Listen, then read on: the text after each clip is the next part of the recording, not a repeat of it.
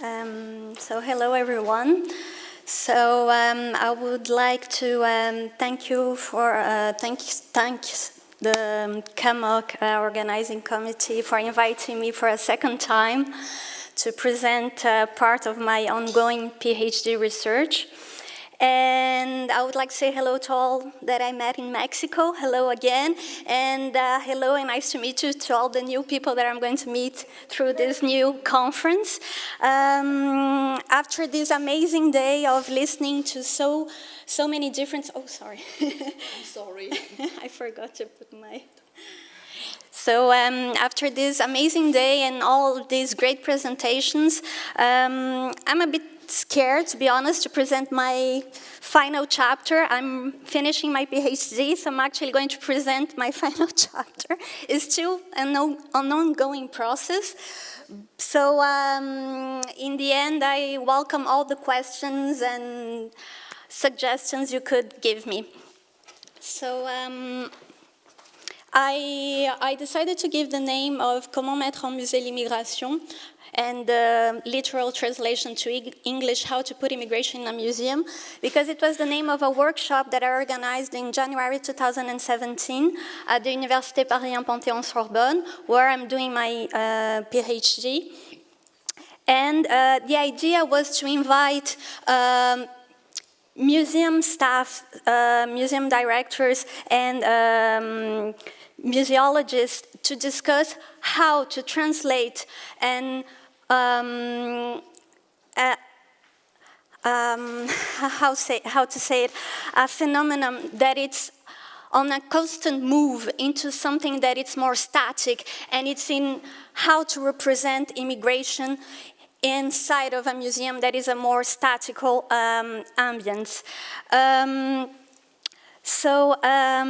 Immigration museums are confronted with the challenge of how to put on display a non-static phenomenon by nature, the continual displacement, the non-place, or in French, le non-lieu. How to create a museography that shows the inconstancy of immigration?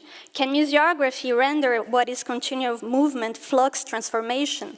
How to restore the moving frame? Follow a mosaic of destinies to contribute despite everything, to go from a plurality,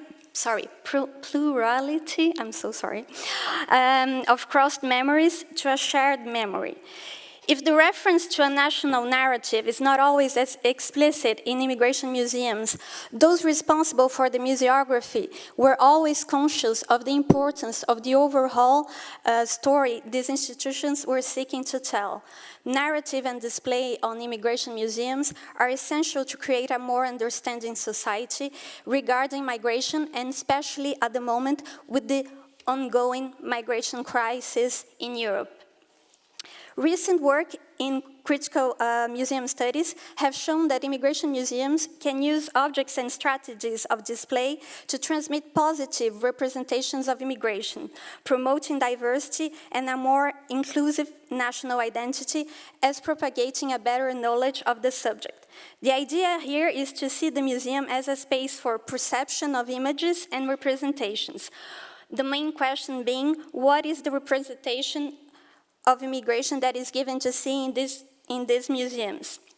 So in my paper, I will present and analyze the permanent exhibitions of different museums. Here I'll be talking mainly of the three museums that I study on my PhD research. So it is the French Museum, Musée National de l'Histoire de l'Immigration in Paris, the Ellis Island Museum in New York, and the Immigration Museum, Museu da Imigração in São Paulo, Brazil. For those who are in Mexico, I presented the the permanent exhibition of the Immigration Museum in Brazil. For this presentation, I chose also to include an immigration museum in Europe, the Red Star Line Museum in Antwerp. It's a museum that I visited last year, and I thought it was very interesting to include an immigration museum in between of these three immigration museums, because the museum in Antwerp, it goes from the leaving Europe, so the immigration factor, but arriving also at the new land, arriving in Ellis Island, New York.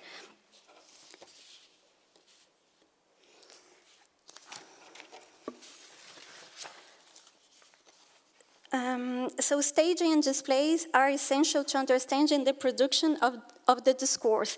It is the whole spatial arrangement, the layout and the presentation of the objects and documents, as well as the text and the catalogs that produce a message, a speech to be interpreted by the visitor. In the exhibition, meaning is therefore intrinsically dependent on staging and space. That's an approach that Jean d'Avalon uses to analyze exhibitions. So therefore, one can assume that in examining the exhibition design, it is possible to identify some recurring elements that structure and characterize their display and narrative. I will here point to three.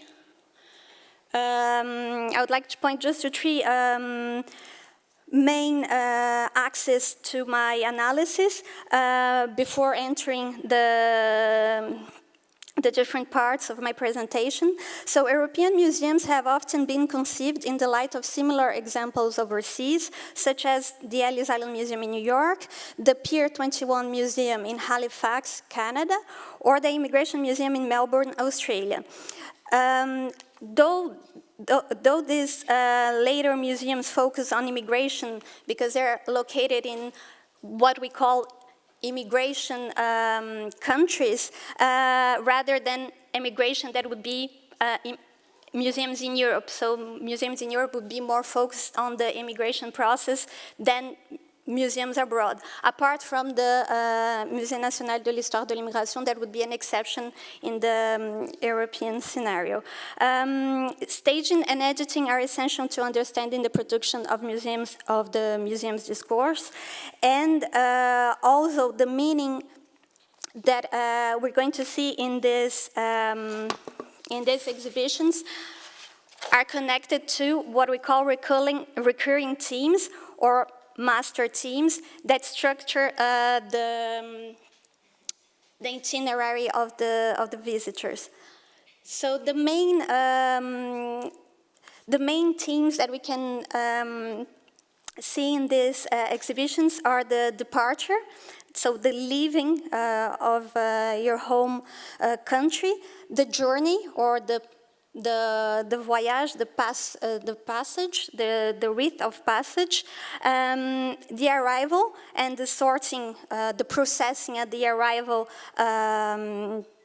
facility, as we can see in Ellis Island and the museum in Brazil, the adaptation or not, so the integration of or not in this new country, and the question of contemporary migrations. So these themes basically functions as threads for the museum's narration, which is often developed chronologically, recounting the experience of migrating. It is interesting to note that each museum will dwell more on certain themes than on others, depending on their particular historical context. So, for example, the Ellis Island Museum will focus more on the arrival of immigrants to the United States and of the processing of these immigrants. The Musée National de l'Histoire de l'Immigration would be more concentrated on the different thematics around immigration. And the Immigration Museum in São Paulo would be more focused on the processing of immigrants and also on the question of the workforce, so immigrants as a workforce to this new country.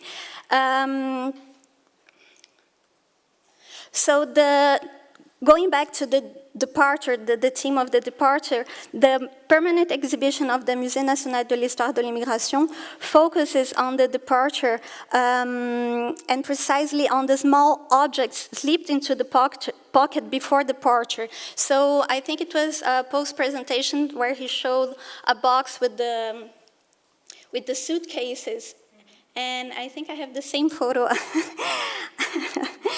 just a little bit ahead.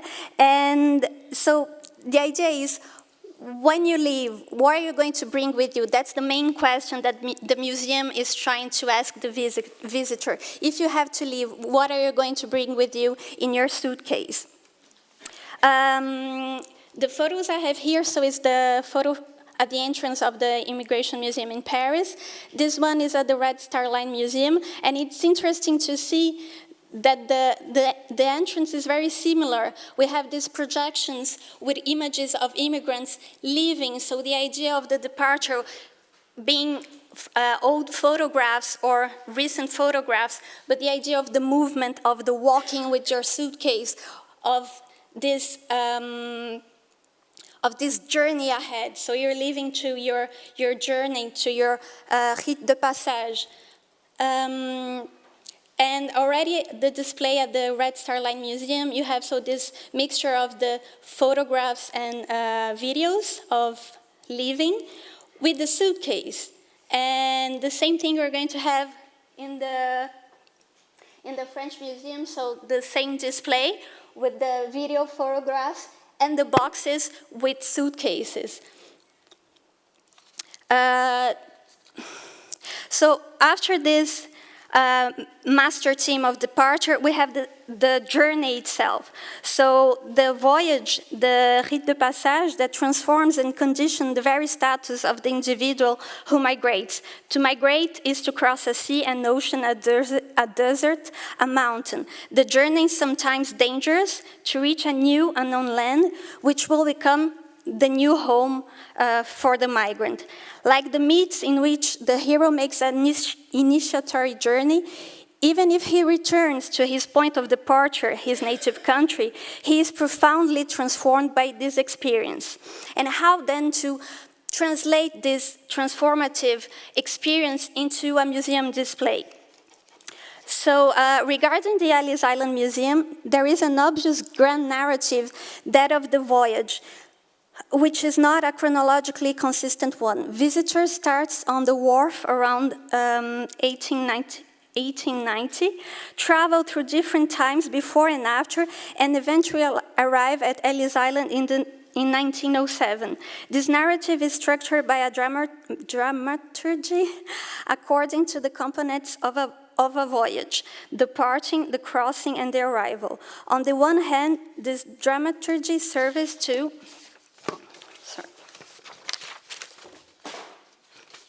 facilitates the visitor's empathy with their emigrant. But on the other hand, it also integrates the sites of reflection that disturb the mere empathy. So the idea is, for example, Ellis Island, for those who visited, you have different permanent exhibitions that you can visit at your own free will, and you have an audio guide. If you follow the audio guide will show you the path, the migrant experience. You will go through the main hall. So I think I put it after that. I have later on a photo of the grand hall where all the migrants were processed at Ellis Island. And then the idea is to make the visitor feel the experience of what it was to arrive at Ellis Island at the time of the Great Migration period.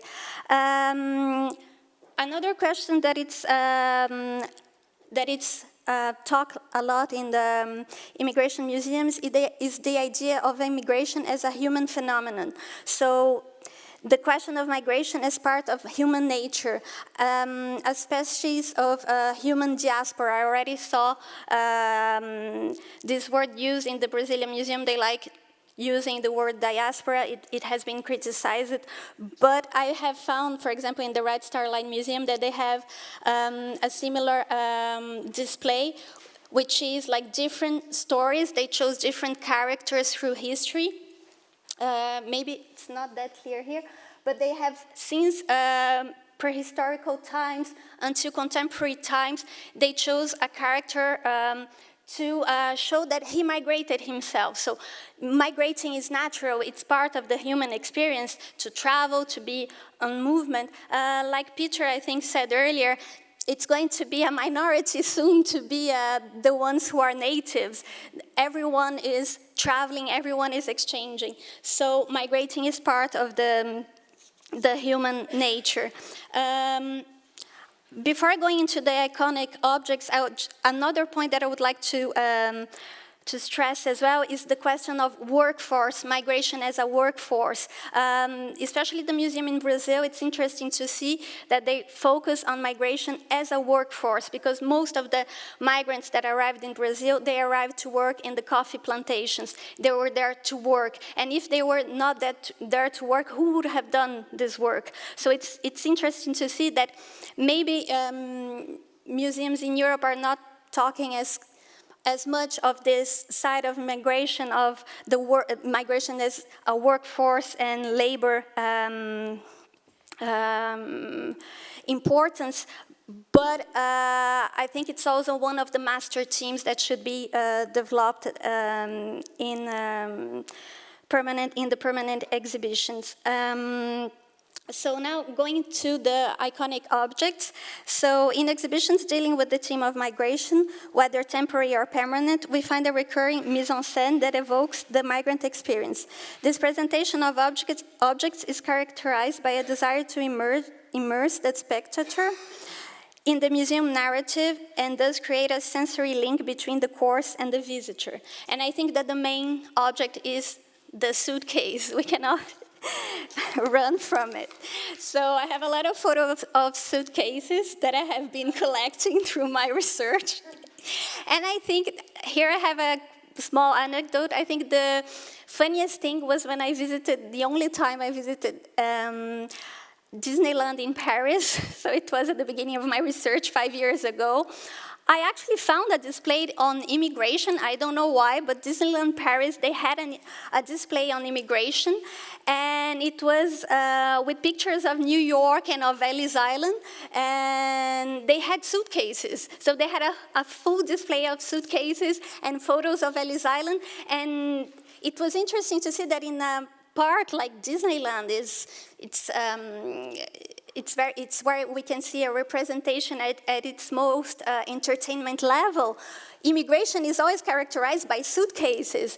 And so searching through text and articles that would talk about iconic objects and in particular suitcases, I found a very interesting article by Nancy Green where she talks about why suitcases are this iconic object for migration.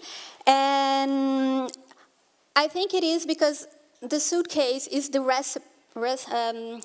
receptacle, sorry, I don't know, receptacle, thank you, for putting your most precious memories. So when you have to leave, you just have to choose, what can I bring with me? And the suitcase is going to be this special receptacle where you're going to put your precious memories. So I think that's why the suitcase became this iconic object for migration, even if nowadays it's a little bit mainstream and just very repetitive.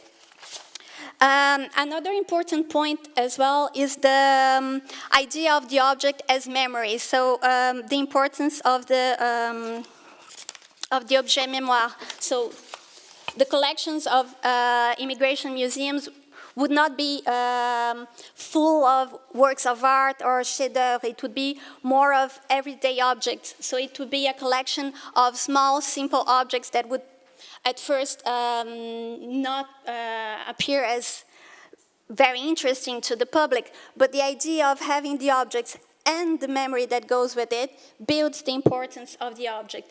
So here I have a photograph of the Galerie des Dons, which is part of the permanent exhibition of the Immigration Museum in Paris. And it's very interesting because the whole collection is built on donations. So all the objects that are shown in this gallery were donated to the museum. And one of the main features is you have to donate the object, but if you donate the object, you have to give your personal story behind. So here is some of the pictures from the Immigration Museum in São Paulo, where they also have some of the objects and histories that goes with the objects presented. There we go back to Ellis Island that I was talking a little bit earlier, and the Grand Hall and the migrant experience. And another part that is important to see in these museums is the spatial framework. So it's when architecture supports the museum narrative. So it's very interesting to see that the 3 museums that I study, all of them chose historical buildings to build their, to host the museum. So the Immigration Museum in São Paulo is in the old building they used to process all the migrants arriving in São Paulo at the time. The Immigration Museum in Paris is actually hosted by the Palais de la Porte Dorée, which was built in 1931 for the colonial exhibition. So here we have another history that is linked with the Immigration Museum, which is colonial history. The Tenement Museum in New York that also has this link in between the building and the history of immigration. The Ellis Island Museum, that is also a building where migrants were processed.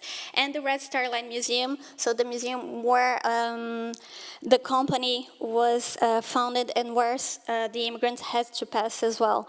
So in my thesis, what I've been seeing is that the construction of this heritage of immigration, even if it's a phenomenon that it's a flux of movement and at first you wouldn't, what can I collect to represent immigration? It's interesting to see that in the end, the buildings that they chose are monumental buildings. You have monumental buildings representing immigration. So it's this tension, it's this conflict in between a monumental heritage and a very, how we say that? Sorry, a very ephemeral phenomenon. That's what I wanted to say. So just to finish, so this is some of the points that I've been also discussing with the members of staff of the museums that I visited, is the dialogue they are creating to try to deal with contemporary immigration inside of the museum and changing their permanent exhibition. So it's to create, they're trying to create a dialogue on migration, historical memory, and identity by inviting museum experts, scholars, artists, representatives of immigrant communities to explore new modes of representing histories of people on the move. They're trying to share experience and expertise on topics such as the transnationalization of perspectives, challenges, and working with communities. And after all of this, trying to establish then new ways of thinking and creating links between concepts, ideas, and their own collections. Thank you for your patience, for your time, and see you Monday and tomorrow as well. Thank you.